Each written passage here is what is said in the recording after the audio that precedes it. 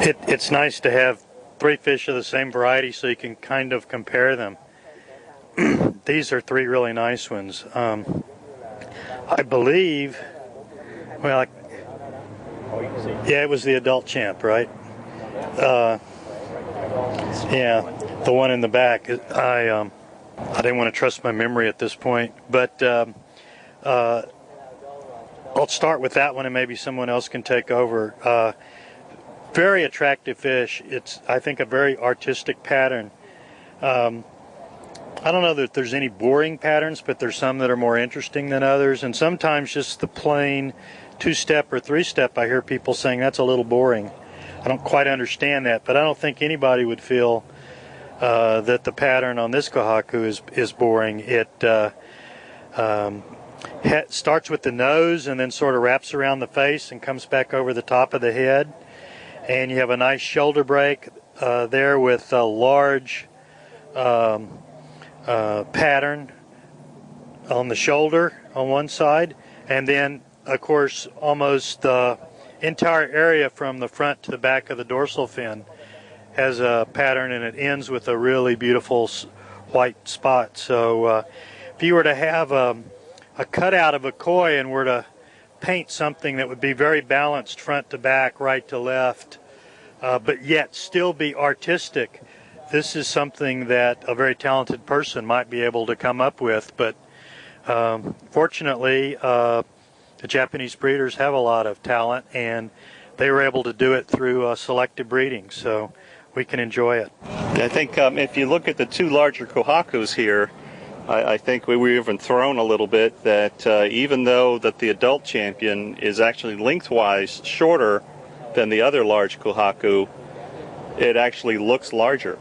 It has a bit more of a body to it, and maybe even the pattern tends to make it look larger.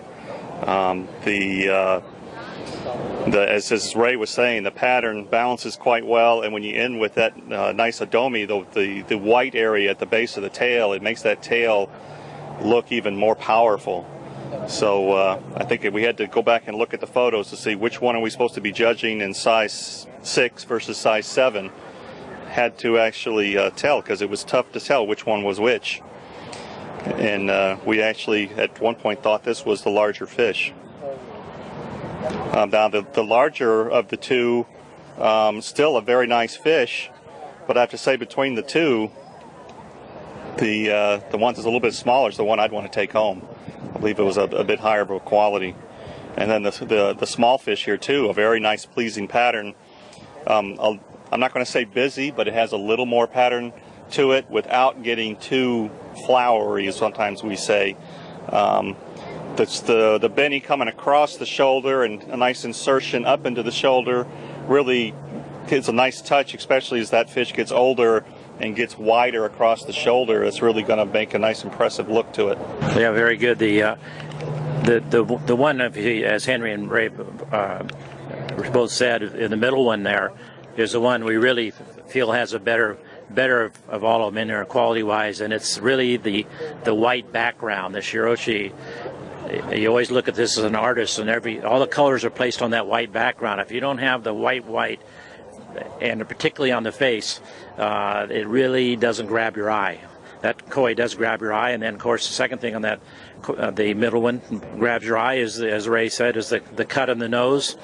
And he mentioned balance of pattern. You want balance not just front to back, but side to side. So if there's more red one area, you'd like the balance on the other side. And that's well balanced pattern, although we don't count pattern as much as we count the skin quality, the conformation number 1, the skin quality number 2, and then the color. And this koi scores on all of them. That was beautiful, beautiful kohaku. But look at the white. The white's the key.